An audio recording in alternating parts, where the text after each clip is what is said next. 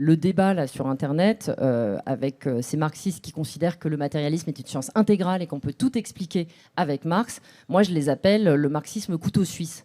Parce que Marx doit servir de tire-bouchon, de lime à ongles, de peigne, de couteau à huître, mais c'est absolument ridicule, quoi. Donc c'est ça le principe du débat.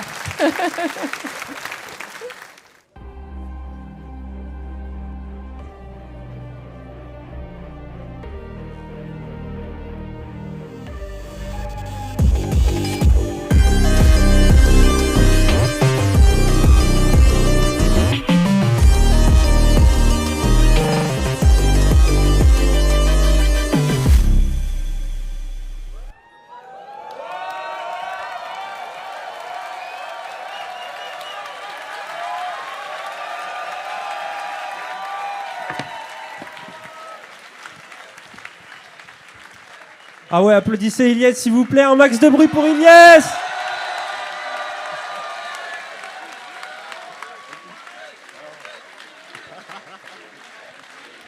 Ilyes, Ilyes, Ilyes, Ilyes, Ilyes, Ilyes. Vous avez vu, j'ai fait un effort ce soir. T'as dit quoi? Le drip est présent, c'est grâce à Camino TV, je sais pas s'ils sont là encore dans Et la on salle. remercie Camino TV. Oui, merci beaucoup. Chasseur, Chine, Monroe, tout le reste de l'équipe, franchement c'est trop des bons. Et non mais bonsoir Paris, moi c'est un truc de fou de faire ça, ouais, je suis en train de parler dans une salle à Paris, bonsoir Paris. Oh là là.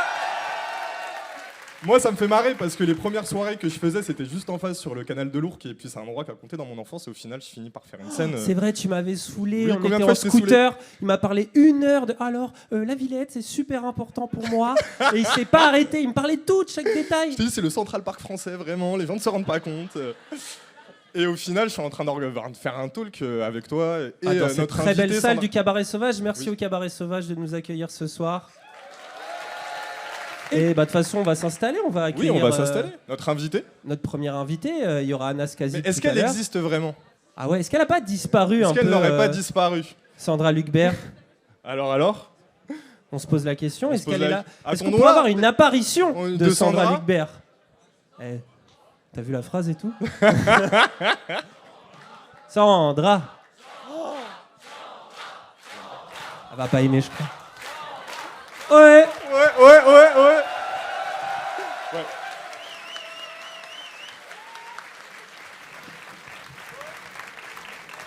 Enchanté. Donc apparemment t'es bien une Enchanté. entité physique avec une matérialité, un corps. Pour moi t'existais pas. T'étais un esprit, une légende. Mais c'est un truc de fou que tu sois là avec nous. Bah, en tout cas, je suis très contente d'y être. Ah, merci à toi d'avoir accepté notre invitation, ça fait trop plaisir en vrai. On est très heureux, Ah, moi surtout aussi. Ilyes. Oui, trop content, trop content. Ouais, moi c'est suite. Enfin, j'avais entendu parler de ton nom avant, mais c'est suite à l'article qui était sorti sur Lundi Matin. C'est pour ça que je fais la blague. Elle a une matérialité Ouais. c'était la disparition de Sandra Lucbert, Ouais. où du coup il y avait un peu une critique que tu élaborais avec tout ton style qu'on peut connaître à force d'écrire de lire tes bouquins. Bah ouais, où je suis passé en fait. C'est soit on me nomme pas, soit on ne considère pas mon Ouais. travail littéraire, ou du moins on minore ce que j'apporte à l'œuvre qui est celle de Pulsion que tu as pu coécrire du coup avec Frédéric Lordon. Et du coup je suis tombé dans ton travail, notamment avec Personne ne sort les fusils dont on va parler juste après. Et je me suis dit mais c'est un truc de fou. C'est un truc de fou que bah, on soit obligé, tu vois, de fournir un travail personnel, parce que moi je suis quelqu'un qui s'intéresse à la culture populaire beaucoup plus qu'à la production intellectuelle et littéraire, quelque chose que j'ai un peu, on va dire, délaissé dans ma vie, et peut-être à tort. Et du coup, bah, j'étais en mode, waouh, c'est trop stylé ce qu'elle nous propose, parce que c'est un entre-deux un peu bizarre entre l'art et la politique, chose qui est aussi propre à nous. Parce que quand on est arrivé sur le devant de la scène, enfin notamment d'abord Dany Eraz, mais même moi par la suite, c'était en mode oh là là, ces mecs qui parlent ou ces meufs qui parlent de culture populaire en parlant de politique, c'est de la bouillabaisse, c'est un marasme, on comprend rien, c'est pas très sérieux. Alors que nous, on avait, j'ai l'impression, tu vois, un intérêt sincère pour la culture comme pour la politique, on essayait de faire coïncider les deux, au-delà du prisme que la gauche voulait en voir. C'est-à-dire que nous, on en avait marre, enfin je sais pas. Pour ceux qui regardent mes streams, vous savez comment je peux détester le rap qui se dit de gauche. Comment aussi, parce que ça se transforme vite en tract et en choses dont on a très vite conscience quand on est engagé, mais qui vont pas forcément parler justement à un milieu populaire ou pouvoir s'étendre à un public qui n'est pas reclus à celui du monde militant. Et ça a été tout un travail, je pense, de la part de Zawaprod et de Dany Heraz et de nous-mêmes, justement de réussir à faire ce pont entre le formel, comme tu vas nous en parler peut-être, et le monde politique. Toi, comment tu... déjà, on va... Pardon, peut-être que je pars trop loin. Non, t'inquiète, mais je pense que... Mais, oui, non mais attends, c'est bon, je sais. Toi, j'ai l'impression que ton existence matérielle, du coup, est marquée par ça, quoi. Une tentative un peu de lier art et politique. Est-ce que tu pourrais un peu te présenter pour justement nous expliquer pourquoi il y a ce geste dans ton travail ? D'accord. Donc là, ils ont rusé parce que tout à l'heure, ils m'ont dit qu'ils voulaient me demander mon itinéraire. Donc là, ils viennent de trouver une manière de me le demander quand même. Après, t'es pas forcément obligé de parler de ton itinéraire. Non, mais je vais sélectionner les éléments qui sont importants pour te répondre. Moi, je dirais que ma position, c'est celle d'une immense rage contre la capture de l'art par la bourgeoisie. Je pense qu'en fait, dans le champ de l'art, on peut avoir exactement le même discours que dans le champ de l'économie politique concernant les moyens de production. On a un problème avec la bourgeoisie. Et notre problème, c'est que la bourgeoisie, c'est accaparer les pratiques artistiques dans la réception, dans la production. Et donc, moi, de par ma trajectoire, j'ai découvert l'art à l'école. Je ne viens pas d'une famille où il y avait un capital culturel. Et lorsque j'ai découvert la puissance de ces choses et que nous en étions exclus par construction sociale, etc., je me suis dit, après j'ai découvert que Gramsci avait dit pareil, donc désormais je me cache derrière Gramsci, mais je me suis dit, jamais de la vie, on va leur laisser ça. Et donc c'est ça si tu veux, mon obsession et dans ma manière de fonctionner. Parce que tout simplement, on ne peut pas dire les mêmes choses en art et hors des moyens artistiques. Et ça rejoint ce que tu disais sur le rap à l'instant.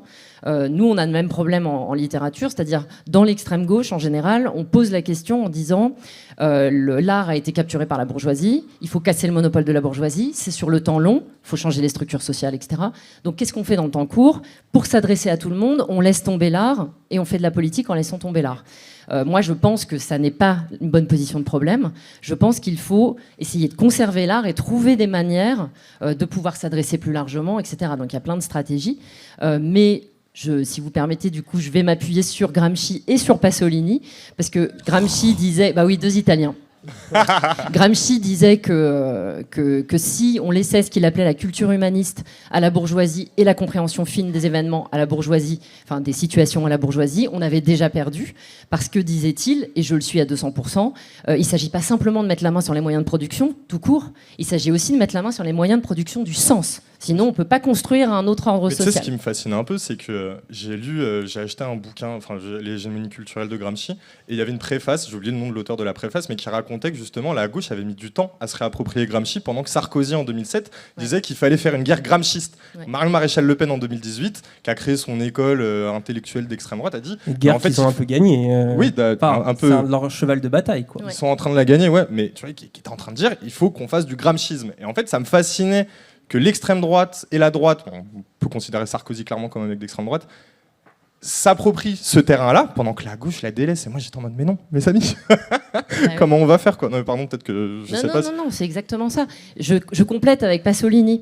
Je vais approximativement le citer, mais quand il a joué Orgie pour la première fois, il l'a joué dans un hangar. Sur les murs du hangar, il avait écrit en lettres gigantesques. C'est approximatif. Hein. Le théâtre facile est réservé à la bourgeoisie. Le théâtre difficile est pour les bourgeois cultivés. Le théâtre très difficile est le seul théâtre démocratique. Ouvrier, si tu ne comprends rien à ce théâtre, c'est parce que tout simplement, on ne t'a pas donné les moyens d'entrer dedans. Et donc, du coup, moi, je me suis donné pour axe de combattre cette capture avec les moyens qui étaient les miens. C'est pour ça que tu es allé vers la littérature, parce que tu as un parcours de normalienne. Ouais. Donc on pourrait se dire peut-être justement, ce qui est plus légitime, plus prestigieux, c'est d'aller vers la philosophie, la sociologie, quelque chose comme ça. Et toi, tu es allé du coup vers cette forme-là parce que tu voulais aussi ce côté artistique, j'imagine. En fait, mal m'en a pris, j'ai fait de la philosophie récemment et en effet, j'ai disparu à cette occasion. Mais en effet, moi, la littérature, ça me parlait plus. Mais parce que je trouve que, les grandes œuvres de littérature sont des œuvres qui secouent l'ordre établi beaucoup plus fortement à mes yeux que ne le font les œuvres de philosophie, même si j'en lis, j'en ai fait, etc.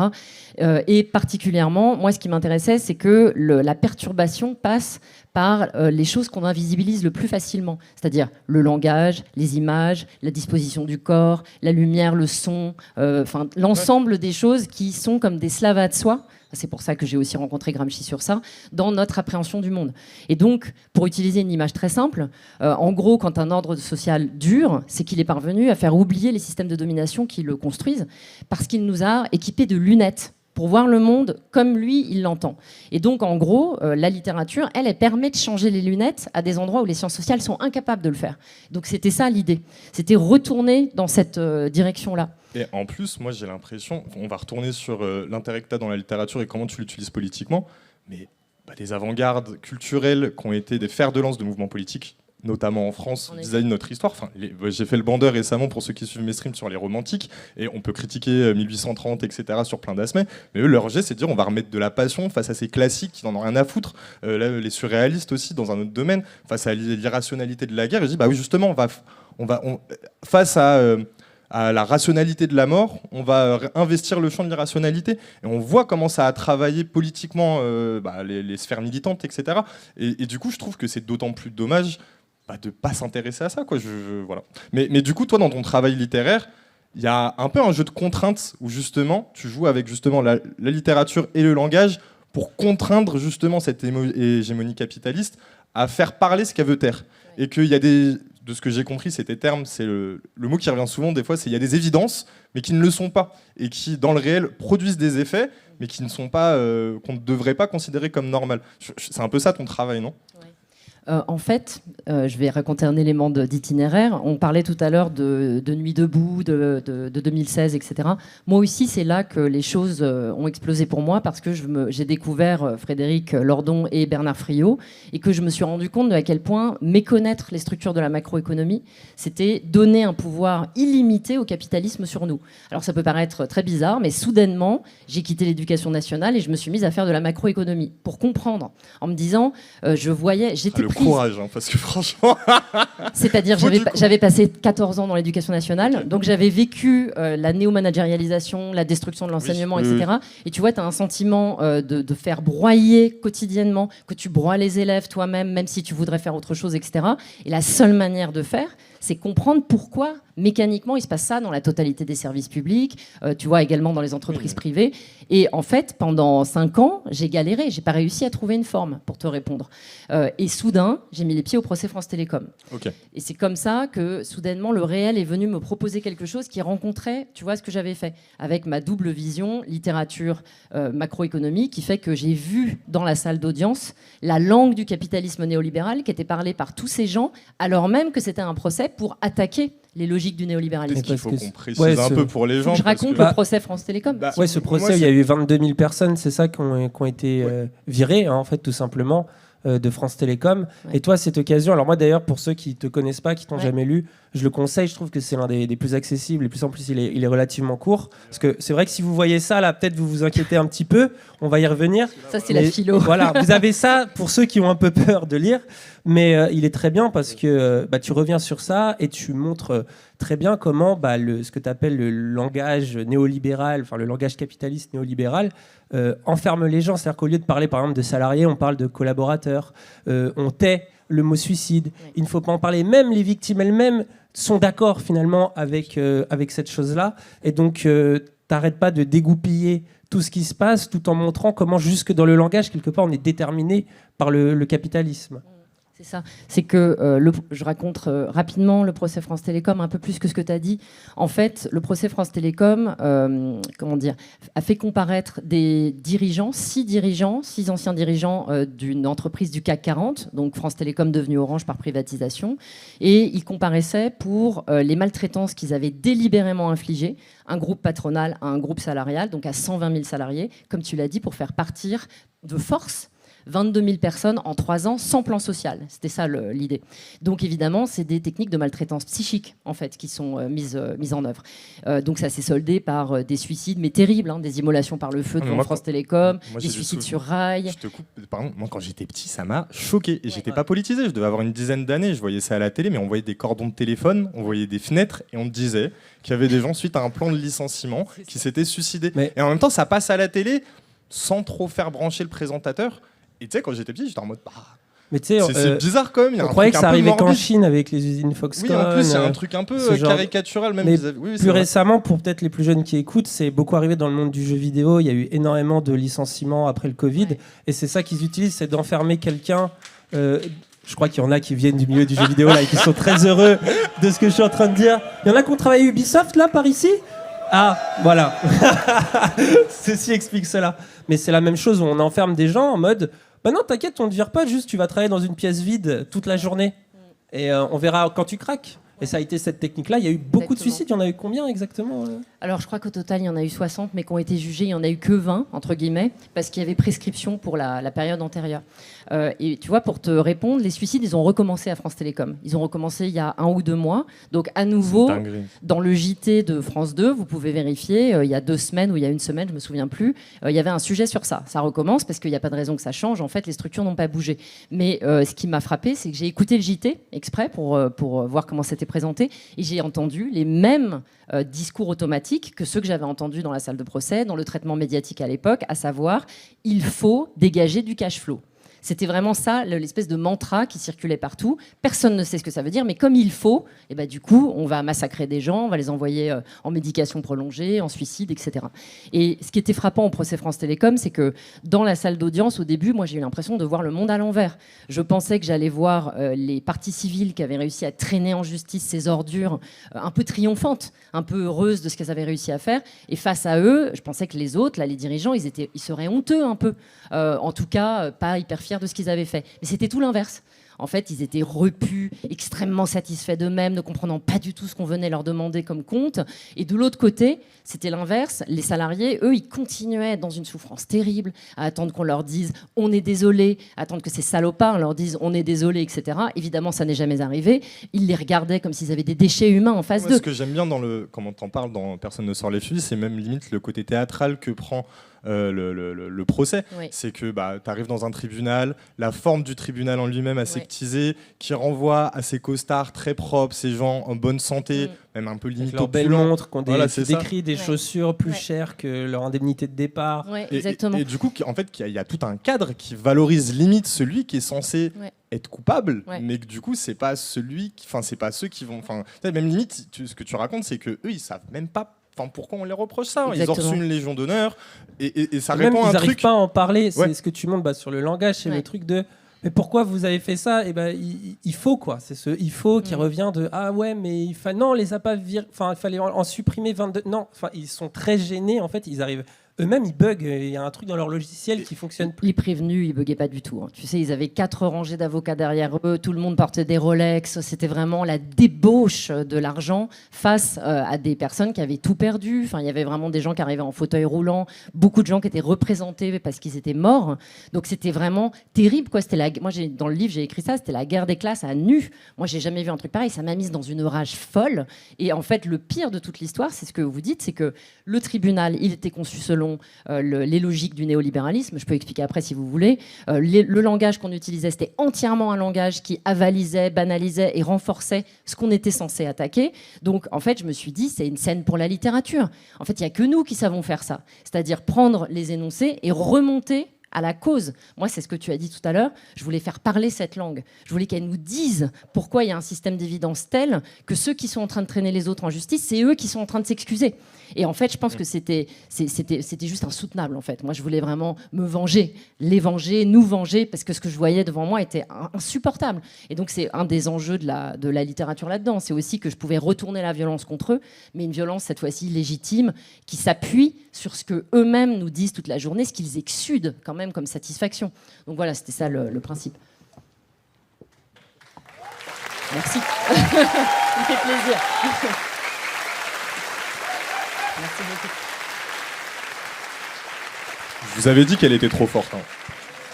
Ils n'ont pas voulu t'écouter. Oui, ils m'énervent. Ils n'ont jamais confiance, c'est pas grave. Ils comprendront. Mais non, mais je fais pas une redite du coup, mais que du coup, à travers Personne ne sort les fusils, mais même dans le reste de tes œuvres, il y a quand même ce truc où toi, ce que tu veux, et je sais pas si tu l'as déjà dit, j'ai pas l'impression, mais c'est de comprendre comment fonctionnent les structures du capitalisme financier et que du coup ce que ça crée dans les corps. Et que du coup, le langage pour toi, c'est à travers l'étude du langage, tu as l'impression de percevoir cette oppression, tu vois, que crée ce capitalisme financier. Je me trompe ou c'est bien ça? En fait, un autre problème des artistes, du champ de l'art, quand je dis artiste, c'est en général, c'est qu'on idéalise énormément les expressions artistiques, en particulier le langage. C'est-à-dire qu'on n'arrive jamais à se rendre compte que le langage exprime des structures. Alors, évidemment, il exprime les structures du patriarcat, il exprime les structures du racisme blanc et il exprime les structures du capitalisme financiarisé. Et c'est ce que je vous disais tout à l'heure. Il y a un ensemble de segments automatiques qui, en fait, expriment ces nécessités et qu'on est obligé de suivre parce qu'on ne se rend même pas compte qu'on est en train de parler selon ces directions.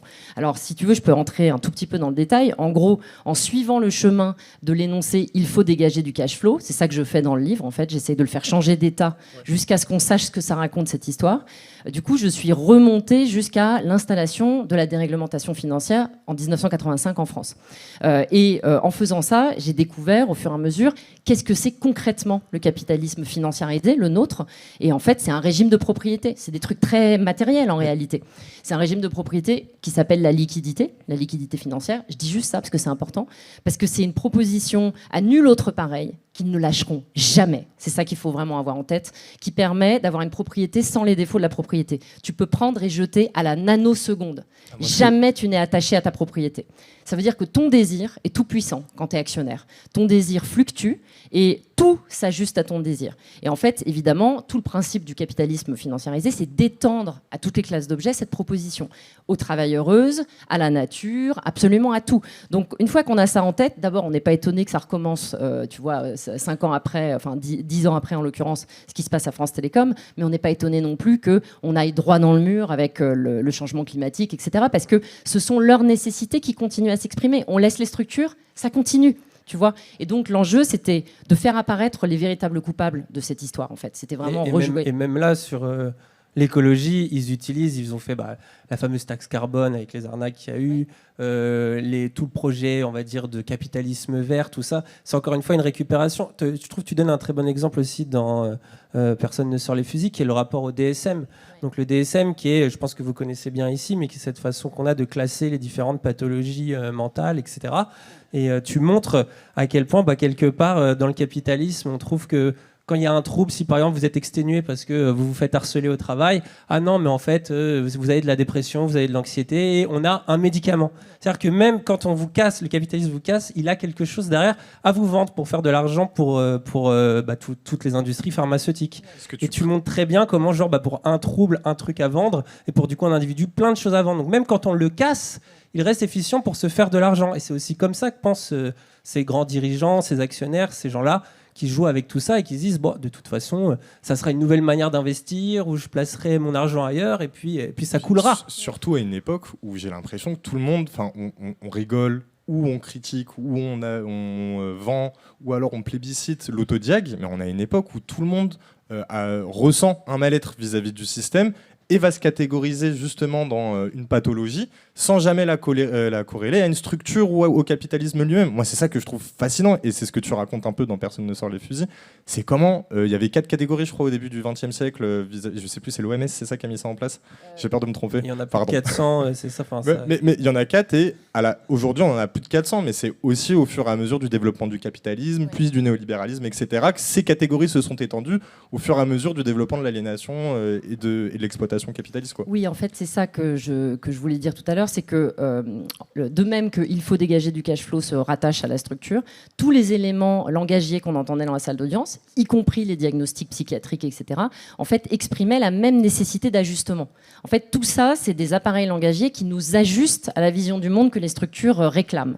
Et entre autres, le DSM, donc le DSM, donc visiblement vous connaissez tous, je dis juste au cas où... On est d'accord, hein ? Qui connaît pas ici ? Non. Il y en a quelques-uns, on va peut-être faire l'effort. C'est un manuel américain de psychiatrie qui, en effet, a classé les troubles du comportement, je cite, troubles du comportement, en dénombrant plus de 400. Et en fait, tous ces troubles, ce sont autant de désalignements par rapport aux logiques du capital. C'est vraiment aussi simple que ça. Par exemple, je prends des exemples qui sont assez frappants. Quand vous avez une dépression qui dure trop longtemps à la suite d'un deuil, dans le DSM, il y a un nombre de jours licites où c'est OK, vous pouvez être triste, et puis en fait, au-delà d'une semaine, là, il ne faut pas déconner. Donc on commence à vous médiquer pour que vous retourniez au travail. Les règles sont un dysfonctionnement problématique si ça dure plus de quelques jours. Enfin, en fait, tout ce qui constitue la vie psychique et corporelle des humains, si ça ne répond pas aux nécessités de rentabilisation accrue du capital, on vous médique et on vous indique que c'est ça le problème, c'est vous qui êtes psychiquement désajusté. Le principe pendant le procès, c'est qu'à chaque fois, c'est ce que tu as dit, à chaque fois, les salariés qui avaient fini par craquer, mais le niveau de maltraitance, c'était vraiment délirant. Comme tu dis, c'était très souvent, on se retrouve dans un bureau vide, tout a disparu. Je ne sais pas si vous imaginez, ils avaient fait déménager les bureaux pendant la nuit, vous arriviez, vous n'avez plus de collègues, il n'y avait plus rien dans la pièce, et soudainement, vous ne pouviez même plus aller rejoindre le centre France Télécom parce qu'on vous avait enlevé votre bip. Donc vous étiez sorti de France Télécom. C'était juste des trucs terribles. Donc moi, j'ai vu des gens parler d'eux à la 3e personne, ils étaient devenus fous, en fait. Donc c'est vraiment des trucs incroyables. Et le DSM, à chaque fois, mettait sur le dos des salariés ce qui leur avait été infligé par les logiques d'ajustement néolibéral dont on est en train de parler. Donc c'était ça le principe. Juste, pardon, sur le DSM, le truc, moi en fait, à l'époque, j'avais repris des études de psycho quelques années avant.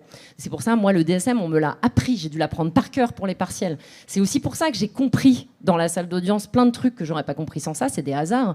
Mais comme nous, on a dû l'apprendre par cœur, moi, j'ai très très bien vu ce qu'on était en train de nous faire entrer dedans parce que j'étais plus âgée que la plupart des étudiants. Mais quand on a 22 ans et que c'est ça la première chose qu'on apprend, mais comment est-ce qu'on peut avoir un regard différent sur le monde ? C'est comme ça qu'on a les lunettes du capital après et qu'on voit tout selon ses prérogatives. Même pour soi, parce qu'on va plutôt se dire « Ah, je suis exploité au travail et ça va pas », on se dit « Ah, je suis un dépressif, c'est de ma faute ». Puis même quand tu postules sur Indeed et que personne te répond toute la journée et que tu as l'impression que tu es une petite merde parce que... Et en fait, t'as du mal à comprendre que c'est pas toi la merde plus que le système en lui-même. Et moi, c'est ça que je trouve fascinant à travers tout ton travail et toute ton œuvre. C'est la tentative de chercher une extériorité à comment on se projette dans le monde et comment on se le subjecte. Non, je sais pas. Oui, comment on se le réfléchit, quoi, globalement. Mais et tu réponds. Et on va pas rentrer sur des débats autour de Max Fischer, mais une angoisse que j'avais quand j'ai découvert l'œuvre de Mark Fisher, qui est un superbe critique culturel quand on veut parler de films, de cinéma, à plein de questions, c'est qu'à la fin, lui, le mec, il s'est suicidé parce qu'il voyait pas d'extériorité au capitalisme. Et que du coup, toi, ton travail à travers la contrainte, le langage et comment tu contrains l'hégémonie culturelle en place aujourd'hui, c'est justement de proposer une manière de sortir de ce qui veut nous obliger à avoir au quotidien pour pouvoir peut-être tenter de s'en émanciper sur le plus long terme. C'est là où, en tout cas, tu arrives à faire corréler art et politique. Je me trompe ou... Non, au contraire. Donc Mark Fisher, je ne sais pas si vous connaissez tous, du coup, Mark Fisher, c'est un critique, en effet, britannique, qui a écrit au début des années 2000 jusqu'en dans les années 2016, où il s'est effectivement suicidé. Donc ça donne une idée de l'ampleur du désespoir qui était le sien. Il n'écrit pas dans la même période que nous, hein. C'est ce qu'on se disait tout à l'heure. Il écrit dans une période où la gauche anticapitaliste a été décimée en Angleterre, donc c'est vraiment, il y a de quoi être très désespéré.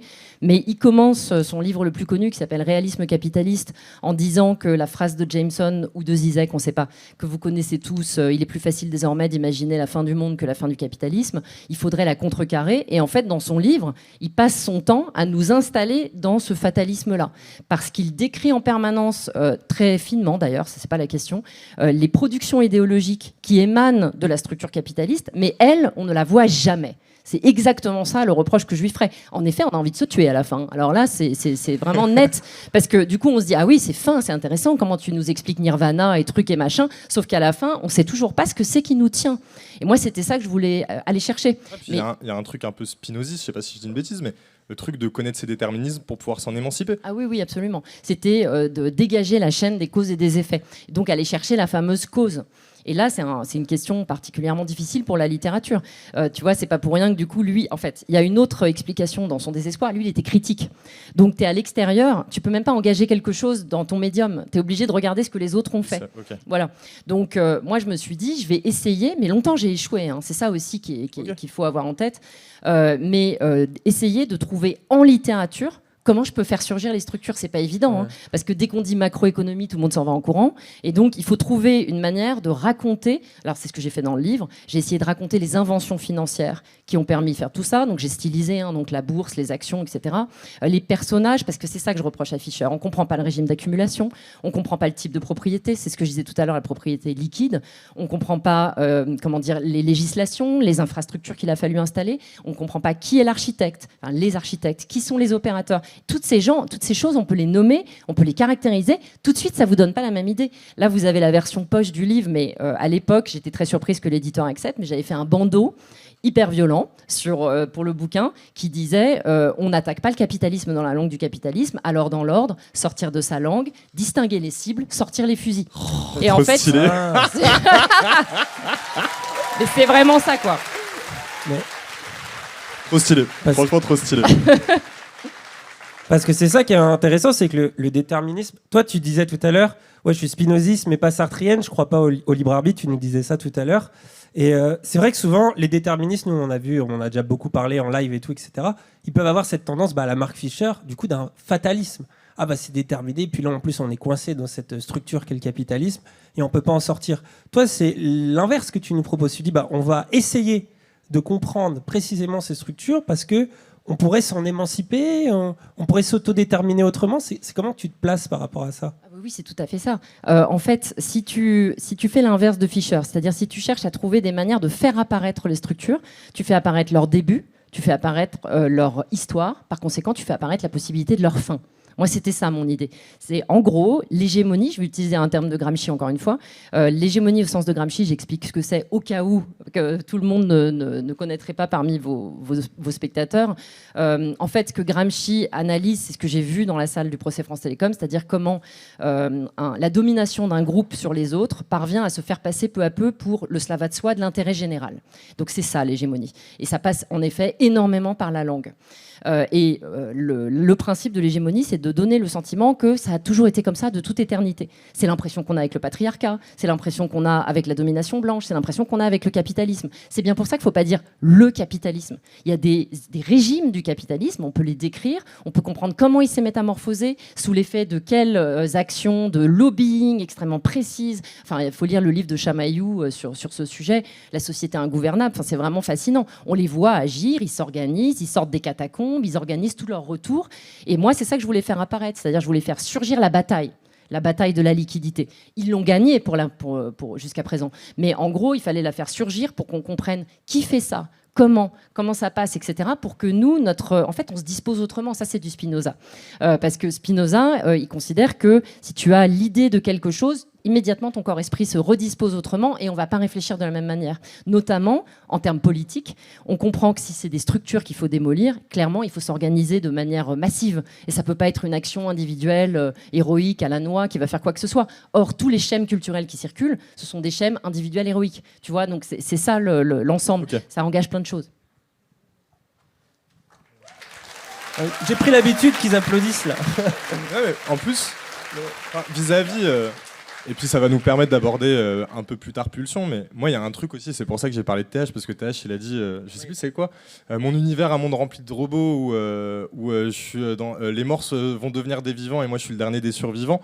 Il y a un truc un peu lié à l'aliénation. Il y a même un morceau qui s'appelle Algorithme, oui, parce qu'avant Personne ne sort les fusils, tu as écrit un livre qui s'appelle La Toile, qui est justement une réflexion aussi sur les algorithmes, les conversations, Internet... tout le langage qu'il y a aussi là-dedans, et puis le côté même Uber, toute cette façon qu'il y a aujourd'hui du capitalisme d'essayer d'avoir du... Alors tu dis le flow, toi, peut-être tu vas pouvoir préciser ce que ça veut dire exactement, mais comment c'est ça qu'il essaye de capter aujourd'hui pour qu'on reste aussi prisonnier. Vas-y, je te laisse. Ouais, non, c'est tout le rapport à l'aliénation machinale dont tu parles un peu aussi dans Personne ne sort les fusils, et moi ce qui me fascine aussi, c'est que là récemment il y a Severance. Bon, je l'ai pas vu, mais j'en ai énormément entendu parler. Tu l'as vu toi, Severance ? La série Severance, je sais pas si tu en as entendu parler, mais c'est une série. Tu peux la résumer en deux phrases. Oh, il m'a demandé de résumer Severance en deux phrases. Mais en gros, il y a des gens, ils peuvent se déconnecter. En gros, ils ont inventé une puce qui permet de se dissocier quand tu vas au travail. C'est, on va dire, c'est le début du scénario. Et donc, on suit un personnage qui a subi un deuil, le deuil de sa femme, et qui, quand il va au travail, veut oublier le deuil de sa femme et donc dissocie.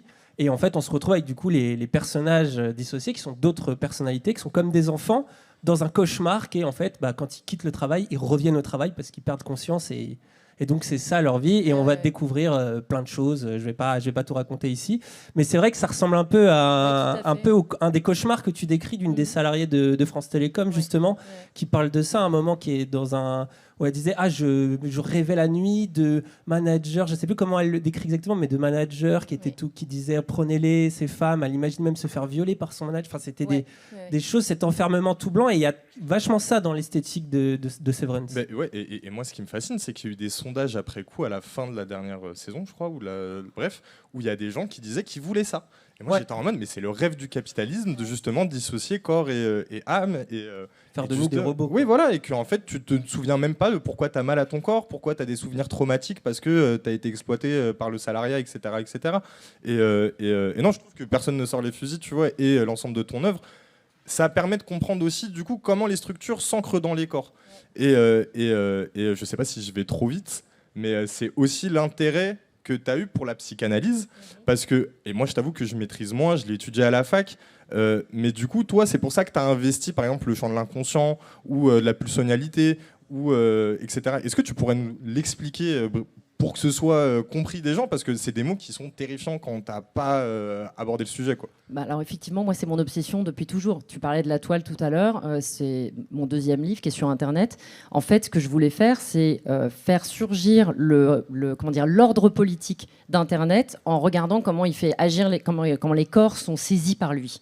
Comment les corps sont saisis par lui, ça passe par la pulsion. C'est pour ça que je dis régime de pulsionalité. On l'a repris dans le livre avec Frédéric, mais c'est un truc que je dis depuis très longtemps, en fait, depuis ce livre-là. En gros, l'idée, c'est que... alors, comment expliquer ça simplement ? On a une force motrice, en gros, je vais le dire comme ça, parce que sinon ça va être compliqué, qu'on va appeler la pulsion ici. Et les ordres sociaux font des propositions pulsionnelles aux différents individus qui les composent, en fonction de leur place dans l'ordre social. Ça, c'est vraiment très important. Et justement, pour rebondir sur ce que tu as dit à l'instant, avec Uber. Parce que dans Personne ne sort les fusils, je dis que le capitalisme financiarisé, c'est le stade Uber du capitalisme, parce que l'algorithme permet de complètement liquéfier les salariés, d'en faire un robinet qu'on ouvre ou qu'on ferme. Donc du coup, c'est utile le truc que tu décris dans la série, parce qu'en effet, ça permet de supporter ça. En fait, il faut complètement sortir de soi-même pour le supporter. Mais justement, sur Internet, on nous apprend, enfin plus exactement, on nous entre dans le corps le désir de ça, le désir de la liquidité. La liquidité, le flow que tu as nommé tout à l'heure, c'est ce que j'ai dit tout à l'heure, c'est la possibilité à tout instant d'avoir tout ce qu'on veut. Internet, c'est ça, quand même, sa proposition fondamentale. Il y a des trucs bien, je suis pas en train de... Surtout qu'à la base, c'était pas censé être ça. À la base, ça, je sais, oui. Ça a été...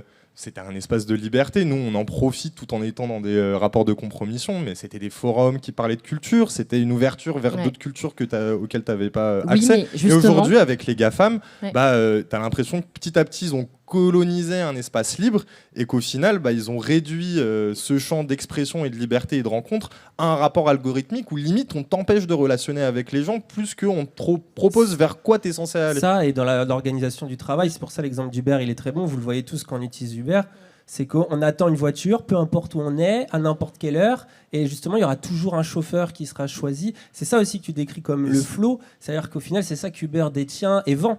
Et nous, on est accro à ça, puisqu'on ne se pose pas la question de savoir que si un gars, en fait, il a un problème dans sa vie là, et il ne travaille plus pendant 2 mois, et en fait, Uber va supprimer son compte, parce qu'on aura toujours quelqu'un qui viendra nous chercher, et c'est devenu tellement naturel qu'on n'y réfléchit plus. Ouais, exactement. Et moi, c'est pour ça... Attends, après, je te laisse... Non, mais c'est juste pour la vanne, mais c'est pour ça que moi, ça me fascine quand TH, il dit c'est plus le destin qui guide ma vie, mais l'algorithme, tu vois. C'est très simple, mais en vrai, c'est un peu la réalité aujourd'hui. Non, mais pardon, je te laisse, Sandra, désolé. Alors, du coup, j'ai oublié avant, tu m'avais posé une autre question à laquelle je voulais répondre.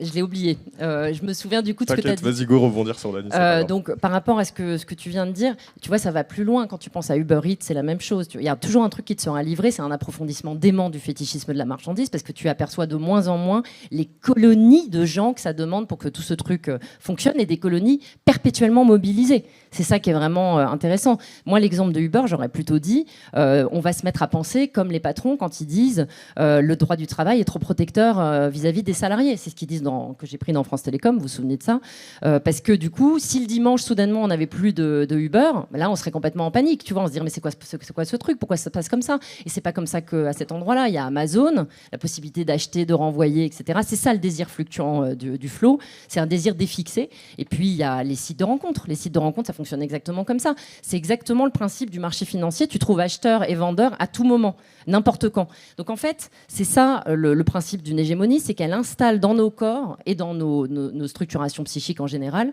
la chose même qui nous liquéfie. C'est ça, en fait, qui est hyper particulier. C'est pour ça qu'à la fin, les salariés, ils ont complètement intériorisé ce qu'on était en train de leur dire sur eux-mêmes, qui était un problème dans le fonctionnement général. Donc, dans la toile, sur le livre sur Internet, c'était vraiment ça que je voulais attraper. C'est comment...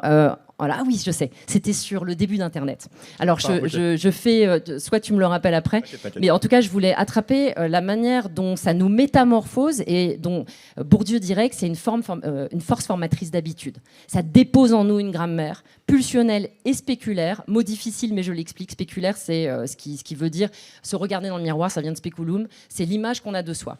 Internet transforme la manière dont on se regarde. Paco m'en a parlé quand il est venu chez vous. Tu vois. Ouais, pas comme tellement, ouais, si tu nous regardes. Il doit nous regarder en plus. Il nous a envoyé un message tout à l'heure. Bref, oui. Mais vraiment, c'est exactement de ça dont parlait Paco. Alors, je commence par le régime de spécularité, du coup. En fait, Dominique Cardon, qui est un sociologue hyper intéressant, qui a écrit « À quoi rêvent les algorithmes ?» C'est toutes les questions que vous êtes en train de poser. C'est-à-dire, quels sont les systèmes politiques déposés dans chacun des algorithmes. C'est un super livre, je le conseille à tout le monde. Et ce que montre Cardon, c'est que, par exemple, les réseaux sociaux, ce sont des algorithmes de l'opinion. C'est-à-dire que ce qu'on vaut aux yeux de l'autre avec un A majuscule, l'autre algorithmique, nous est indiqué sur un compteur visible. Donc évidemment, fatalement, on veut que ça grimpe. On veut plus de retweets, on veut plus de likes, on veut plus de ci, de ça. Or ça vient chercher une nécessité psychique très profonde des humains, qui est que nous, les humains, nous nous construisons en fonction de ce qu'on croit valoir aux yeux de l'autre, qu'on appellera à la suite de Lacan l'autre capital avec une majuscule. Et donc, nous, c'est comme ça qu'on fonctionne. Si soudainement, il s'approprie ça, si soudainement notre consistance psychique, elle dépend de ce que l'algorithme a fabriqué comme système de valorisation, vous voyez d'ici ce que ça produit. Ça nous installe dans ce que Paco me racontait, c'est-à-dire une espèce de dilatation narcissique effarante, où on se met à raconter toutes les anecdotes de notre existence. On est un intellectuel critique, mais on se filme, je sais pas, sur Instagram, en train de lever de la fonte, ou je sais pas quoi. Enfin, mais j'allais dire, elle est en train de nous clasher là. J'ai rien contre la musculation. Je rigole, t'inquiète. C'est pas la question. C'est que tu vois, ça donne des spectacles tout à fait surprenants. Ou alors, c'est pareil, tu t'es spécialisé dans l'aliénation en philo-politique et tu te photographes, tu fais un selfie pour dire que tu vas faire une conférence à Zagreb et après tu fais une photo de ton paquet d'épreuves avec le stylo dessus. C'est quoi cette mise en scène de soi, tu vois? Et à qui est-ce qu'elle s'adresse? Enfin, moi, ce que je vois, c'est les degrés de dépossession fous qu'Internet installe. Et c'est pour ça que Paco Mille a arrêté. C'est ce qu'il a raconté chez vous. Et deuxième chose, tout ça, c'est construit comme les marchés financiers. Donc, ça veut dire que ta consistance psychique, elle fonctionne comme sur les marchés financiers. Les réseaux sociaux fabriquent des régimes de l'opinion, de la foule. Et la foule, elle produit des polarisations axiologiques. Ça veut dire que tu es embarqué dans des mouvements spéculatifs qui fabriquent des bulles. Et donc, soudainement, tu es porté au pinacle. 2 minutes après, tu es explosé dans un crack. Et ça, c'est atroce psychiquement. Donc, en fait, on ne se rend pas compte, mais on intériorise ces choses de plus en plus fort. Et c'est pour ça qu'après, on accepte tout aussi. Vraiment, Internet a un rôle considérable dans le formatage à l'intérieur duquel on est pris de manière hégémonique, et ça passe par la pulsionalité. Okay. Là, pour le coup, ça passe plus par là que par le langage. Pour ce que tu as dit tout à l'heure sur les origines d'Internet, moi, je ne serais pas d'accord, il faut que tu lises Steve Turner. Ok, c'est noté. Donc... j'ai des devoirs, c'est parti. Non, mais parce qu'il a écrit un super livre où il montre que ce que tu as indiqué comme étant une dérive, en fait, était présent dès les débuts d'Internet. C'est-à-dire, Internet s'est voulu un rêve d'émancipation sans toucher aux structures. Tu vois, j'ai des obsessions, on les retrouvera toujours. C'est-à-dire, on ne touche pas aux structures de l'État, aux structures du capital, etc. On transforme nos mœurs. C'était ça la proposition de la contre-culture dans laquelle Internet prenait place. Évidemment, quand tu dénies les structures, elles te reviennent dessus. Donc, qu'est-ce qu'elles ont fait, les structures? Elles sont revenues et elles sont devenues les GAFAM, tu vois. Et en fait, c'est incroyable, comme c'est une leçon politique incroyable, Internet.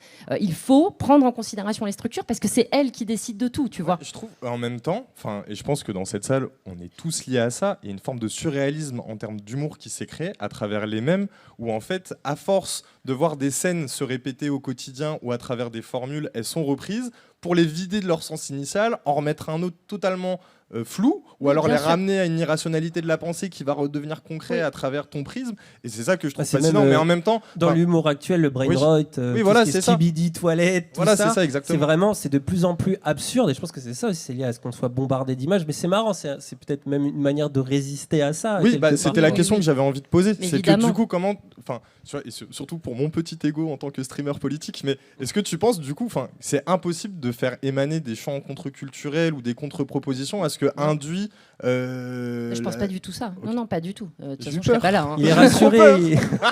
Non, au contraire, je trouve que, tu vois, c'est une manifestation de l'intelligence politique des gens. Enfin, tu vois, on retrouve toujours des manières de faire des choses. C'est juste utile d'apercevoir comment la chose s'est construite au début et que le verre était déjà dans le fruit. Oui, et vraiment. en même temps, et les mecs, enfin, c'était des hippies à la base ceux qui ont créé la Silicon Valley. Ouais. Mais on voit ce qu'ils pensent aujourd'hui, quoi. Oui, Ils en sont ben dans voilà. une volonté fasciste où ils voudraient enfin, c'est Nick Land, je crois. Lui, il est dans une forme de fantasme. Ouais. Il aimerait que ce soit une entreprise qui se transforme justement en algorithme et qui prenne conscience de elle-même, qui finisse par dicter le monde. Enfin, on est Ouais. dans un délire fasciste qui est fou. Et enfin, tu vois, on se demande, mais comment on est passé de l'un à l'autre, où il y avait une prétention, je sais pas, la révolution, au vivre ensemble, qui était peut-être niais à la base dans les années 60-70, car on a fini par vouloir faire advenir l'ordre fasciste qu'on est en train de rencontrer en ce moment, quoi. Ouais, bon, après, là, il faudrait passer par les métamorphoses historiques. Oui, non, mais successives. t'inquiète, je te demande pas de. Non, ce que je veux dire, c'est qu'au début, ce qui a été volontairement, enfin pas volontairement, inconsciemment, complètement écarté, c'est le fait que le capitalisme allait les bouffer. Enfin, tu vois, et ils sont 5 ans plus tard, ils étaient à Davos, hein, tous ces mecs qui Ok. nous expliquaient qu'on C'est quoi, allait Davos faire de l'horizontal. Bah, tu sais, c'est le lieu où se rencontrent tous les puissants de la financiarisation. Et donc, du coup, je veux très très rapidement, la proposition qui leur a été faite, ils l'ont saisie. Tu vois, c'est ça que je veux dire, c'est-à-dire transformer les rapports politiques en transformant ta manière de vivre, c'est vraiment pas une bonne idée. Hein. Enfin, tu vois, il faut transformer, il faut attaquer les structures, tu vois, faire des choses qui vont dans cette direction. C'est tout. Après, ce qui se manifeste sur Internet et comment les gens trouvent des solutions pour qu'il se passe des choses, tout ce que vous faites, moi je trouve ça génial. Et par exemple, par rapport à ce qu'on disait tout à l'heure, en termes d'accès au savoir, moi Internet, ça m'a sauvé. Enfin, je veux dire, quand on vient pas de la bourgeoisie, tu vois, légitime, avec toutes les ficelles de comment c'est l'ordre culturel. Internet, c'est merveilleux. Donc, évidemment, je dirais pas ça. Hein, voilà. Ok. Ah, c'est même indispensable, quoi. Moi, je Bien me sûr. rappelle que les seuls films que je voyais, c'était le blockbuster qui était à Belle Épine. Oui. Et donc, j'allais voir que ça, en fait. Et bon, de temps en temps, il y en avait un bien, un Chicken Run, un truc qui te faisait un peu réfléchir. Ouais. Mais souvent, quoi, c'est très bien le Chicken Run. Incroyable, Qu'est-ce Chicken que Run. vous avez contre Chicken Run? C'est très bien, voilà, c'est gros mythe. En plus, ça va un peu dans ce qu'on raconte. Mais bon, Oui, ça, c'est c'est. mais blague à part, qu'est-ce que je disais du coup? Oui, et c'était finalement pauvre. Il y avait la télé, il y avait ça, et à partir du, et puis on est très enfermé, surtout quand on vient. Voilà, moi je viens un peu de banlieue, tout ça, et c'est vraiment comme la ruralité. On est enfermé dans les 15 enfin, je sais pas, même pas 2-3 km carrés à la ronde, je sais pas comment dire, mais on traîne tout le temps avec les mêmes gens, on fait tout le temps les mêmes trucs.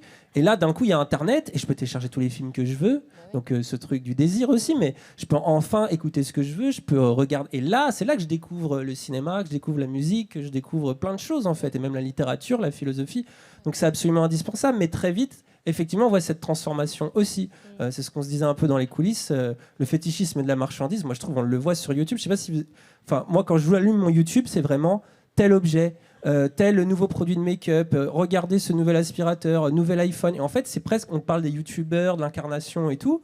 Mais souvent, c'est plutôt les objets qui sont mis en avant. Même sur Instagram, tu disais ces trucs esthétiques, tout ça. On va mettre le livre à côté d'un petit café. Et tout est toujours extrêmement esthétisé autour de la marchandise. Et même chez des gens qui pourraient être de gauche, enfin, chez tout le monde. Et moi, je vois comment ça me plaît, comment j'interagis avec ça, comment j'achète derrière à cause de ça. Et c'est fascinant parce qu'on est pris là-dedans. Oui, ça c'est le premier aspect, mais il y a le deuxième aspect aussi qui est le niveau de dépossession politique auquel on consent tous les jours hein, sur Internet. Enfin, ça, vous le savez très bien, hein. Enfin, c'est vraiment le truc de la collecte des données passive et active, avec tout ce qu'on raconte nous-mêmes sur les réseaux sociaux, pris par la logique pulsionnelle que tu viens d'indiquer, en dehors de simplement l'achat. Moi, c'est ça qui me fascine le plus. Le livre que j'ai fait à l'époque, j'ai cherché à trouver une forme pour raconter ça, pour raconter la manière dont on s'en remet tous les jours à une instance dont on ignore tout. Je veux dire, l'instance algorithmique, elle a son agenda. Maintenant, on le voit avec Elon Musk. Mais avant Elon Musk, tout le monde pensait qu'il y avait quelque chose. Enfin, pas tout le monde, c'est pas vrai, parce que moi, j'ai appris tout ça grâce à la Quadrature du Net. Donc, c'est eux qui m'ont donné des leçons de politique. Pareil. Voilà.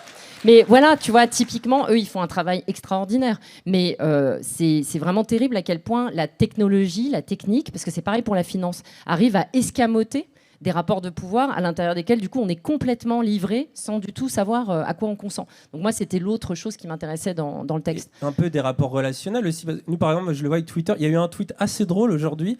Il y a eu un vieux tweet de Cyprien de 2014. Je pense qu'il y en a quelques-uns qui l'ont vu, qui a été code tweet où ça disait « Ah ouais, Twitter, c'était pas la même ambiance à l'époque. » Parce qu'en fait, le vieux tweet de Cyprien, je sais plus, il est dans une soirée, et tout le monde est en mode « Ah, trop marrant, XD !» Enfin, c'était vraiment le Twitter de l'époque où les gens étaient gentils, en fait. Et ça paraît fou, parce que là, plein de gens ont recode-tweet le truc en disant « mais en fait, Cyprien, ridicule, oh les XD !» Enfin, tout le monde se moque. Mais comment on est devenu edgy ? Comment on est devenu dur dans la critique, dans la polarisation ? C'est ça aussi qu'on voit. Ça, c'est un des trucs que disait beaucoup Pacôme sur. En fait, les réseaux sociaux sont faits selon la psyché de leurs créateurs.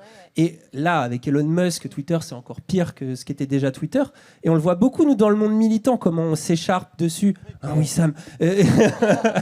Comment on s'écharpe dessus, comment on s'entretue entre nous, comment il y a cette logique de je suis meilleur que toi, etc. Et c'est là où il y a aussi le manque de réflexion quelque part spinoziste, de se dire mais attends, comment ces algorithmes-là, cette plateforme-là me structure pour que je réagisse comme ça et que je m'éloigne des autres. Et moi, c'est juste pour vendre l'image de ma boîte.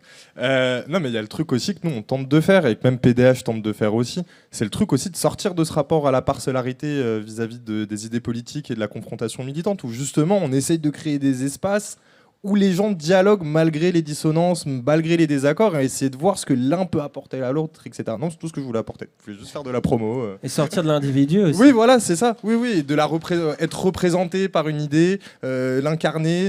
Enfin, oui, je suis d'accord, de fou. Vous avez vu, je dis pas désolé, je me retiens. Vous savez pas comment c'est une dinguerie. Oh là là. Vas-y, t'as le droit, 10 ans là. Non, c'est mort. On ira jusqu'au bout. Mais on s'est perdu là du coup, oui, non ? On s'est perdu. Mais peut-être qu'on peut retourner. C'est que là j'ai écrit Ilyes relance dans mon truc en plus. Sur ma ligne. Ah là, faut que tu fasses le chef. Hein. T'as voulu être patron, faut être patron jusqu'au bout là. Hein. Ah, faut assumer.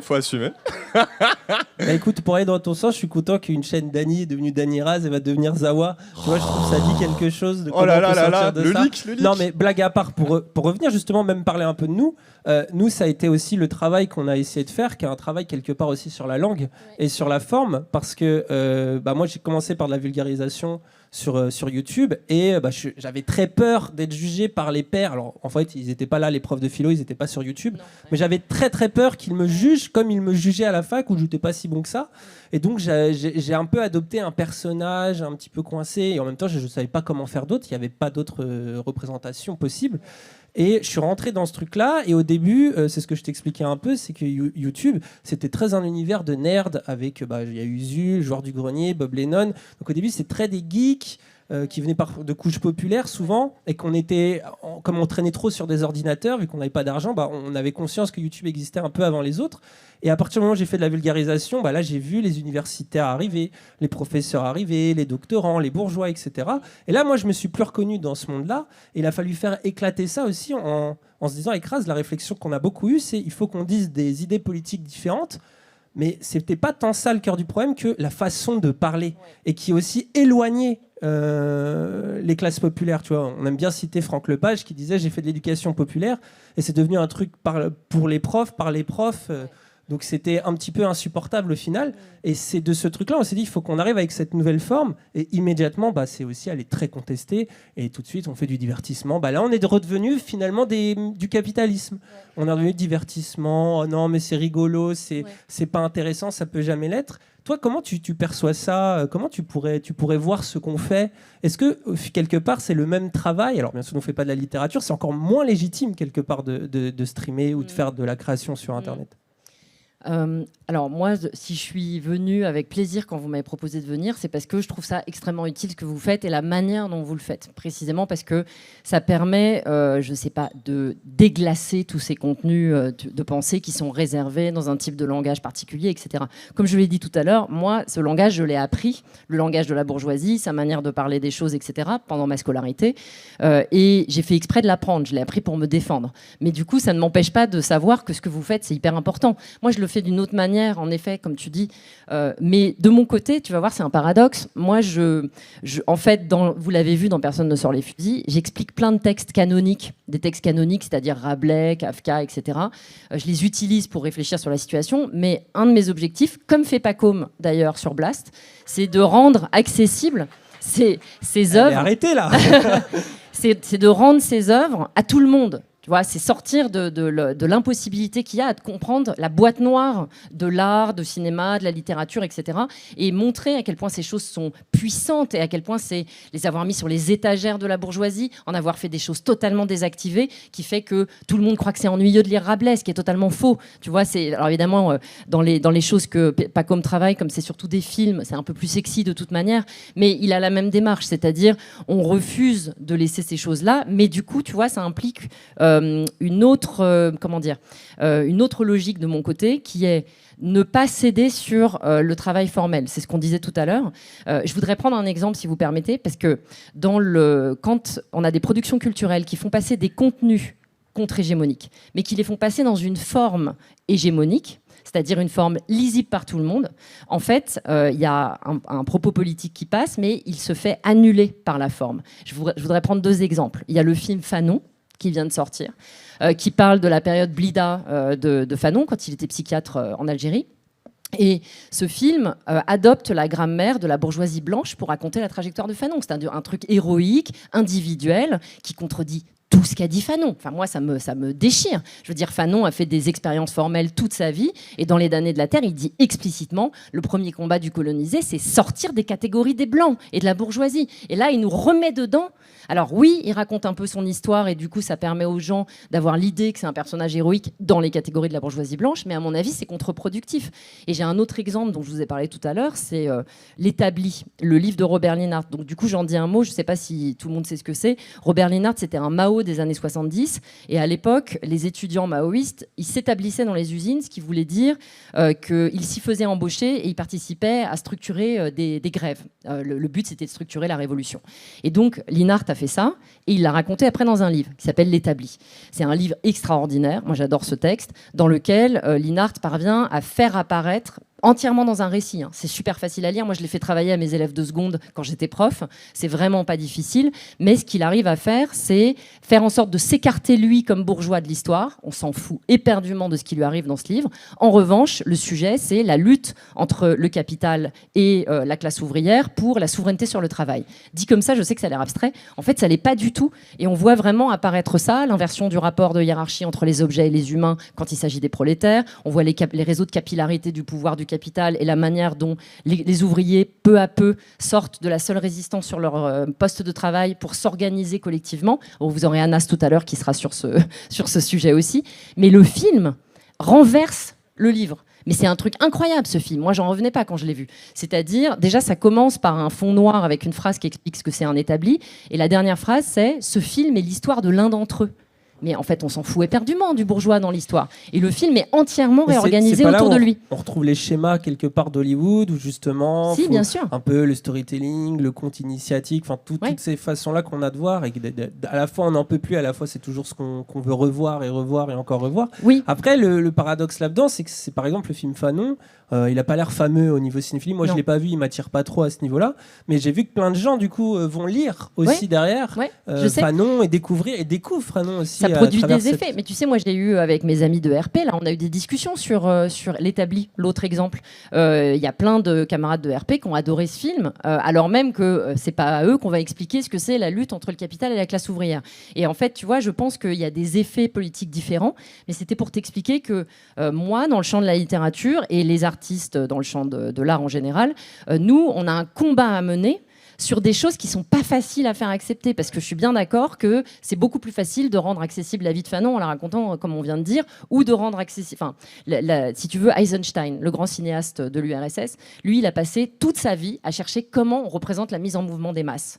Parce que c'est pas facile, c'est pas sexy sur le papier. Et en fait, c'est ça qu'on a à faire, nous, si on cherche des formes artistiques de la volonté de transformation de l'ordre social révolutionnaire. Mais est-ce que c'est pas ça qui est compliqué quelque part avec le monde intellectuel ?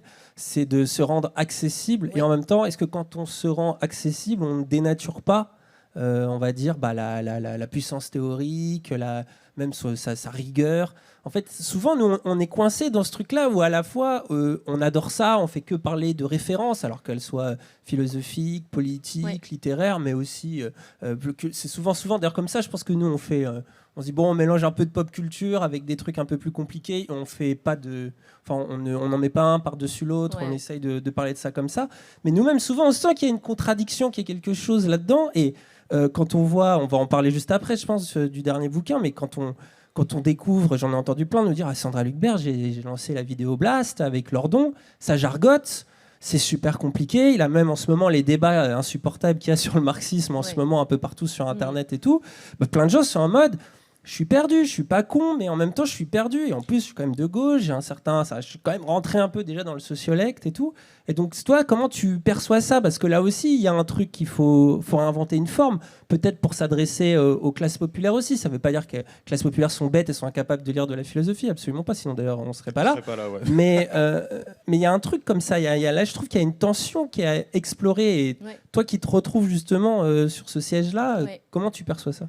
J'essaye au mieux de trouver des compromis à chaque fois. Donc, par exemple, tu vois, beaucoup de gens me disent tu ne devrais pas autant expliquer comment fonctionnent tes livres. Moi, je fais exprès d'expliquer parce que je veux pas que les gens aient l'impression d'une chose qu'ils comprennent pas, qui leur fait une violence symbolique. Je peux tout expliquer, donc j'explique, tu vois. Et c'est une manière pour moi de. Alors, tu me dis que du coup c'est compliqué la manière dont j'explique, mais tu vois, je peux pas tout faire en même temps, quoi. Il faut que je trouve. Alors, j'essaye de trouver des manières. Plus ça va, plus je peux simplifier, parce que ça se dépose à l'intérieur de toi. Mais tu vois, il y a des seuils de simplification que tu peux pas atteindre. Et quoi. puis, j'ai l'impression qu'aussi, du coup, c'est aussi le côté formel quand on vient à l'acceptation de la complexité des idées. Et moi, c'est ce que j'ai vu avec Personne les fusils. En fait, c'était éreintant, mais parce que l'histoire est éreintante et que les concepts que tu mobilises le sont pour les personnes qui les subissent. Et à travers le langage, du coup, tu les mets en avant, tu les rends accessibles, tu contrains le réel, comme tu dis. Non, mais parce qu'en fait, je suis d'accord avec ton geste. Moi, je vois la contradiction que te donne Dany. Non, je voulais juste faire la pub de ton bouquin. C'est sympa. Je suis là pour faire des pubs, moi. Tu as eu des retours des personnes, des salariés ou... De France Télécom, énormément. Mais moi, ça a été vraiment une récompense parce que je l'avais fait pour eux. Parce que j'étais salariée moi-même. Donc, c'était un truc de collectif. C'est ce que j'ai dit tout à l'heure. Mais on m'a beaucoup écrit. Tu vois, donc après, c'est une histoire de cadre, France Télécom. Mais on m'a aussi beaucoup écrit en me disant, moi, je suis ouvrier, machin. Ce que vous racontez, ça met un sens sur tout ce qui m'est arrivé. J'ai eu la Confédération paysanne qui m'a écrit plusieurs fois pour que je vienne travailler avec eux sur la langue du FNSEA, etc. Tu vois, en fait, ça s'est répandu. Et c'est un peu comme ça aussi que je me suis trouvée à faire le deuxième tome. Parce que là, on n'a parlé que de la première branche de la finance, il y a la deuxième. Je ne vais rien dire de plus, mais la deuxième, c'est celle qui détruit les services publics, etc. Donc, vous voulez qu'on passe à la suite? Non, t'inquiète, vas-y, juste un signe. En tout cas, tu vois, l'idée, c'est qu'en effet, pour le degré de difficulté des trucs qu'il y a à attraper, je fais de mon mieux. Je me suis beaucoup plus contrainte dans Personne ne sort les fusils que dans le ministère des Comptes publics. Par exemple, dans Personne ne sort les fusils, la contrainte, c'était pas de mots de macroéconomie, pas de termes marxistes, pas de termes psychanalytiques. Il n'y en a aucun dans le livre. Tu vois, c'est hyper difficile. On ne se rend pas compte de l'extérieur. Dans le deuxième, j'avais très peu de temps pour l'écrire. Je me suis autorisée hégémonie. C'est pour vous dire. Mais moi, ça m'a soulagée. Ça m'a économisé des dizaines de pages. Parce qu'il faut trouver à chaque fois des manières de raconter les choses. Et c'est quand même utile de remettre en circulation aussi certains concepts, quoi. Voilà. Ok. Très bien. Je pense qu'il faudrait qu'on passe aussi à la psychanalyse. Parce psychanalyse. Que là, du coup, tu sors un bouquin avec Lordon. C'est sorti au mois de janvier, si je dis pas de bêtises. Ouais. Et aux éditions La Découverte, Pulsion, du coup, voilà. Et du coup, le geste de ce bouquin, c'est théoriquement réhabiliter la psychanalyse, mais pour une analyse structurelle et pour aussi sortir des logiques individuelles, ce qu'on appelle communément la psychanalyse de cabinet, qui est construite à partir d'un prisme totalement misogyne et totalement individuel. Enfin, comment tu pourrais expliquer aux gens la valeur de Pulsion et du travail que tu as apporté dans ce bouquin, vu qu'on a tenté de t'effacer? Surtout que c'est qu'une première partie, parce qu'il fallait refaire l'appareil théorique. Ouais. En fait, en gros, au début, quand on a commencé à travailler avec Frédéric sur ça, ce qu'on voulait, c'était faire surgir la manière dont le capitalisme nous saisit pulsionnellement. On voulait comprendre où étaient ses prises, etc. Donc, ce que j'expliquais tout à l'heure avec Internet, même chose. De toute façon, moi, ça parle toujours de ça, ce que je fais. Et chemin faisant, on s'est rendu compte que c'était juste pas possible, l'appareil théorique de la psychanalyse, particulièrement parce qu'il est enquisté dans le patriarcat, mais c'est un enfer, quoi. Donc, on s'est dit, on est obligé de commencer. Pour que les gens voient, le patriarcat dans la psychanalyse, c'est l'envie de coucher avec sa mère pour sentir le sentiment de plénitude totale. Donc, et pour éviter que ça arrive, du coup, il y a le père qui régit l'autorité dans la société parce qu'il représente ce qui t'empêche de coucher avec ta mère, pour mieux marchandiser les femmes. Enfin, vraiment, l'hystérie qui vient de l'utérus au niveau étymologique, enfin, c'est que des choses comme ça. C'est surtout... Et pour autant, en fait, ce qui est frustrant, c'est que quand on regarde les concepts philosophiques que met en avant la psychanalyse, ça reste comme le concept d'inconscient. Quand tu vois comment la neurologie, après je connais pas tout le champ de la neurologie, tente de réduire le cerveau à une logique fonctionnaliste où ce serait des synapses qui se connectent entre eux, tu te dis mais elle est où la conscience dans tout ça, s'il te plaît, genre, sinon je commence à bader. Et du coup je trouve que, qu'est-ce que la personne a dit? Je sais pas, j'ai pas entendu. Non, c'est ça, tu les as fait rire, okay. Parce que tu es drôle. Ça arrive. Mais bref. Je m'en rends pas compte, moi. Mais du coup, ouais, en fait, c'est ça aussi qui est d'autant plus frustrant, c'est que la manière dont a été construite la psychanalyse à travers ce prisme, on va dire, misogyne, empêche de mettre en avant et en lumière les concepts philosophiques qui auraient beaucoup d'intérêt, en tout cas... Pour toi, ça l'est. Oui. En tout cas, ça l'est pour toi. Moi, j'aurais pris un autre exemple pour insister sur la place de la domination masculine dans la psychanalyse, parce que c'est de ça dont il s'agit. Un exemple chez Freud, un exemple chez Lacan. Vous m'arrêtez si vous en avez assez après Freud. Mais Freud raconte vraiment très précisément comment les petites filles et les petits garçons rencontrent un destin différent, parce que les petites filles, je cite, comprennent un jour leurs désavantages. Je pense que c'est quand même assez intéressant. C'est-à-dire qu'un jour, elles se rendent compte qu'elles, elles n'ont rien. C'est-à-dire, elles n'ont pas de pénis, quoi, en quelque sorte. Et c'est aussi simple que ça. Toute la psychanalyse est construite sur ce en avoir ou pas. C'est quand même assez terrifiant. Je sais. Mais tu sais, la question du genre est totalement naturalisée. Hein. Donc, en gros, les filles comprennent leurs désavantages. Et après, toute leur structuration psychique, c'est de l'accepter. C'est de l'accepter, d'aller vers une vie génitale dans laquelle elles retrouveront les hommes comme objet de désir, etc. Donc, le problème de la psychanalyse, c'est qu'il s'est organisé autour de l'idée que c'était ça, une vie... pas réussi parce que c'est pas le mot, mais normal du point de vue de la trajectoire. Donc, du coup, on comprend très bien comment ils ont considéré l'homosexualité, comment ils ont considéré... Alors, la transition, n'en parlons pas, parce que c'est toujours le cas, ils supportent toujours pas, parce que dans leur esprit, ça enfreint la loi. Et là, on retrouve le truc que tu disais tout à l'heure, et là, on passe à Lacan.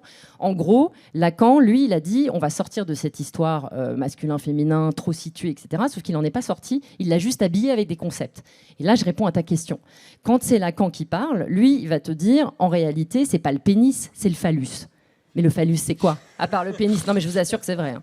Donc, en gros, c'est le phallus, la loi, et c'est en fonction de ça qu'on doit s'organiser. Et tu es prié de considérer que phallus, ça n'est pas pénis. Mais sauf que toute la psychanalyse est organisée autour de ça, et donc on explique que les femmes, c'est la jouissance autre que quoi? Autre que la jouissance phallique. Donc, si vous voulez, c'est un univers mental entièrement construit autour de l'idée que ce qui vaut, ce qui existe, ce qui est la loi, ce qui structure le corps social, c'est le phallus, c'est-à-dire c'est les détenteurs de pénis. Et à partir de là, les femmes sont considérées comme des objets d'échange, comme une sorte d'existence secondarisée qui doit s'accepter comme telle, etc. Donc, du coup, il a fallu tout recommencer, quoi. Reprendre tous les concepts, garder les bons. Donc, pulsion, sauf que nous, on le met au singulier, mais je ne vais pas expliquer pourquoi. Là, c'est trop compliqué. Pulsion, l'inconscient, toute la grammaire de la pulsion, ça c'est totalement génial chez Freud dans sa métapsychologie. Et on a essayé de faire apparaître que le patriarcat est un ordre social contingent, qu'il n'a pas à être collé sur la psychanalyse comme si c'était ça la logique fondamentale de l'organisation humaine. Donc ça nous a demandé en effet ce très gros nombre de pages. L'autre effort qu'on voulait faire dans le livre, en dehors de celui-ci, c'était dépathologiser l'appréhension des positions psychiques des individus. C'est-à-dire faire apparaître, c'est très spinoziste, qu'il y a des enchaînements de causes et d'effets qui font qu'on se dispose psychiquement de telle ou telle manière. Donc si on veut reprendre les termes de la psychanalyse, dans la paranoïa, dans la névrose, dans ci, dans ça, et qu'il n'y a pas à considérer ça comme un échec dans un parcours. Il y a à considérer ça comme une disposition en fonction des conditions réelles qu'on a rencontrées. Donc nous, c'était ça notre effort, parce que une des choses qui fait qu'on a perdu les outils de la psychanalyse, c'est que des gens ont pris du pouvoir sur d'autres personnes avec ces catégories-là, en leur disant bah non, vous êtes paranoïaque, vous êtes ci, vous êtes ça, donc là vous allez devoir vous taire parce que vous ne savez pas ce que c'est que le réel.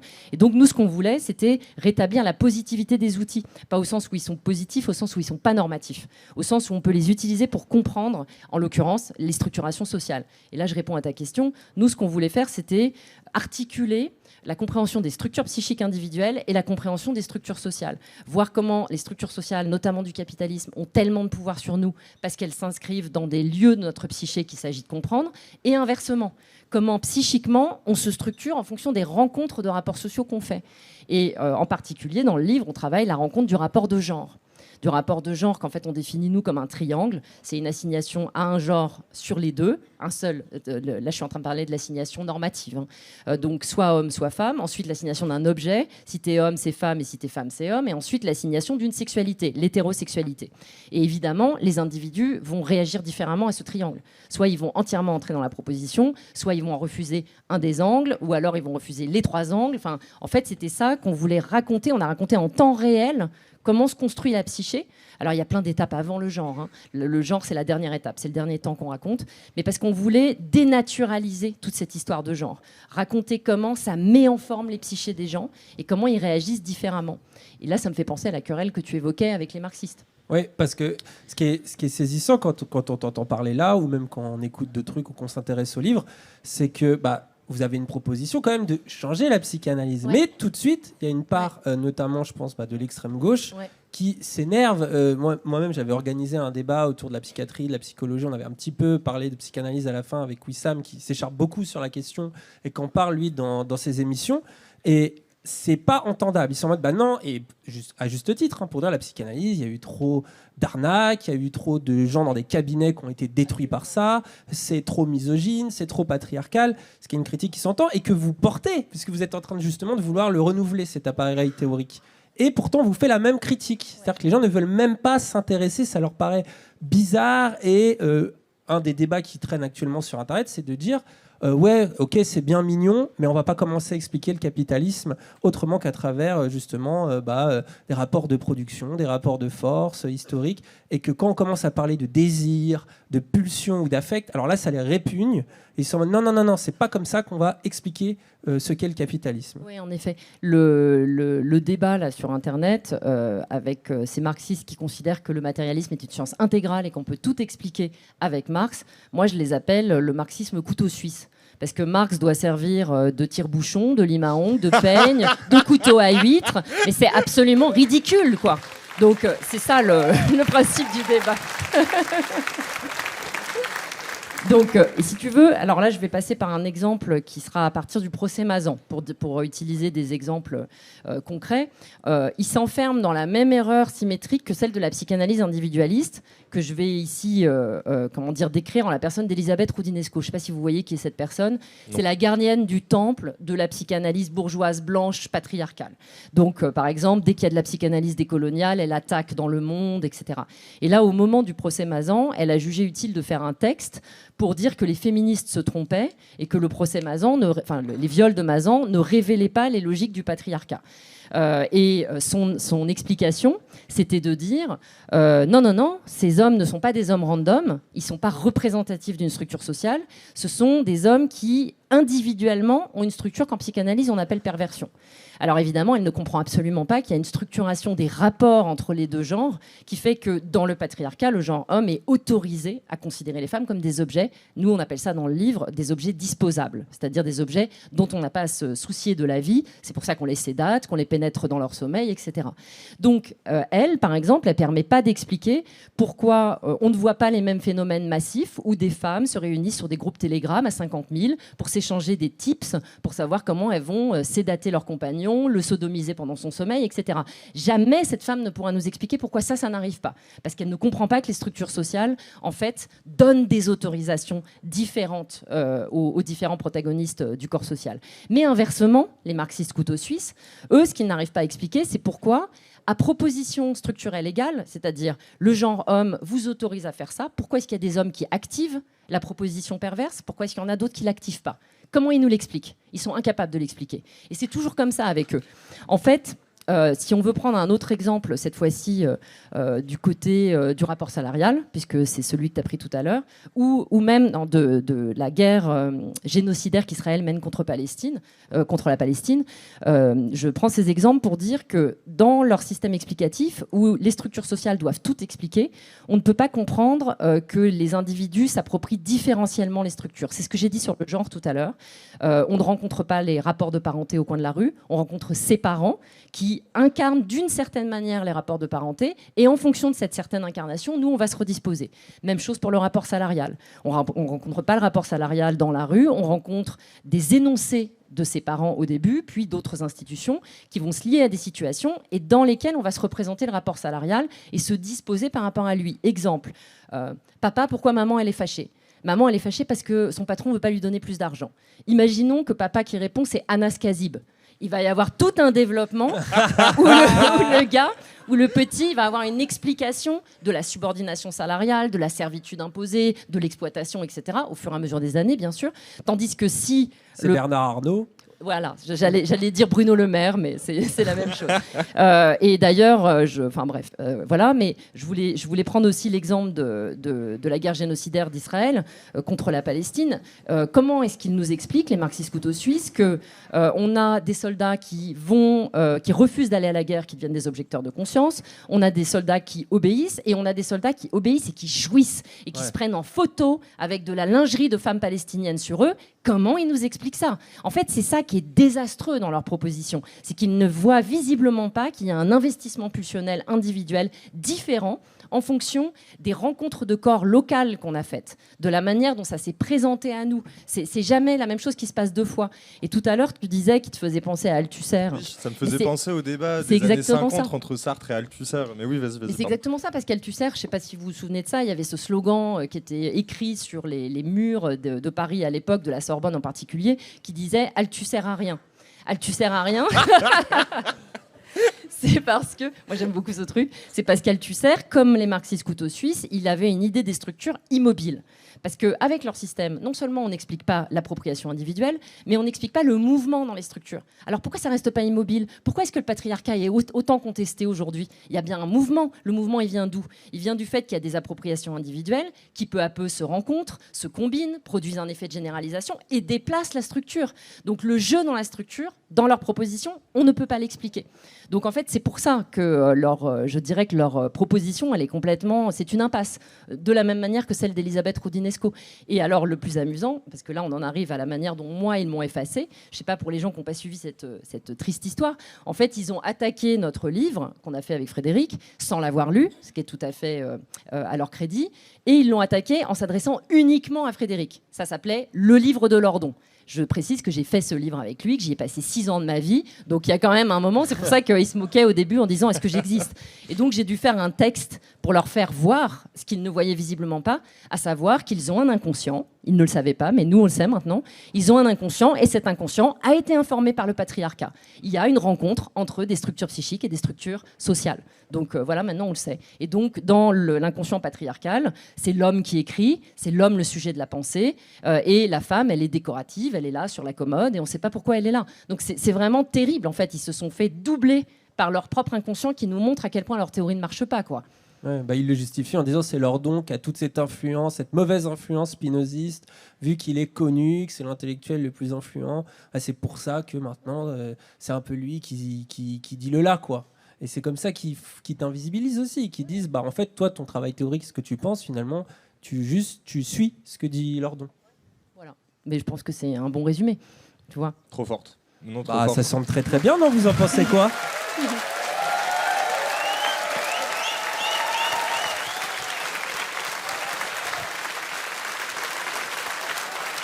Je sais que t'aimes pas être applaudi et mise en scène, mais voilà. Faut y goûter un peu, Ah, de temps en temps, ça fait du bien. Vous pouvez faire un maximum de bruit pour Sandra Lucbert, s'il vous plaît.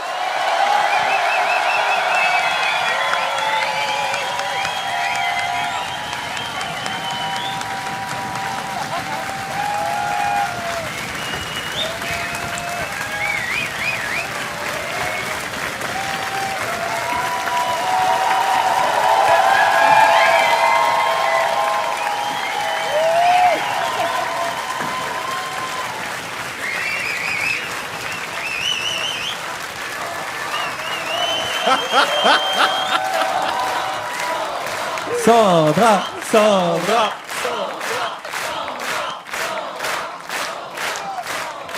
On les a habitués à faire ça, on est désolé.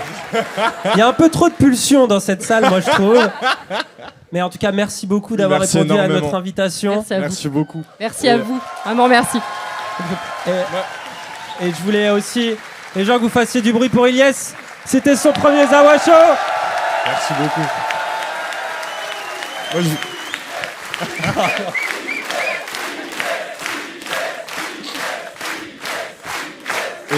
non, t'as des remerciements et tout, là t'es sur Skyrock, là c'est parti, allez. Sur Skyrock, dédicace à... Non, je rigole. Non mais en vrai, si, un peu, parce que moi il y a un truc symbolique. Déjà, moi j'avais découvert ton travail sur YouTube il y a une dizaine d'années avec Doxa. J'ai pas forcément à continuer à suivre le lore de la vulgarisation, mais parce que j'étais à la fac, etc. J'ai commencé à travailler, je l'ai redécouvert avec Twitch bizarrement, et sur vous bizarrement. Du coup, ça me fait bizarre d'être là avec toi et notamment avec Sandra Lucbert pour parler de philosophie, de littérature, de psychanalyse. Donc, je suis trop heureux d'être là au Canal de l'Ourcq. Trop de symbolique, faut que j'arrête. Puis, je vais juste remercier. Moi, c'est ma nièce qui vient de naître, Sophia. Salut, j'espère que tu vas bien. Oh là là! Mais non, mais il nous regarde. Et à ma maman, à ma sœur, à Abak et Banu et tous mes potes d'Aulnay-sous-Bois. J'espère que vous allez bien, les gars. Et force à vous. Et oui, c'est tout. Le nouveau philosophe d'Aulnay-sous-Bois, Ilyes.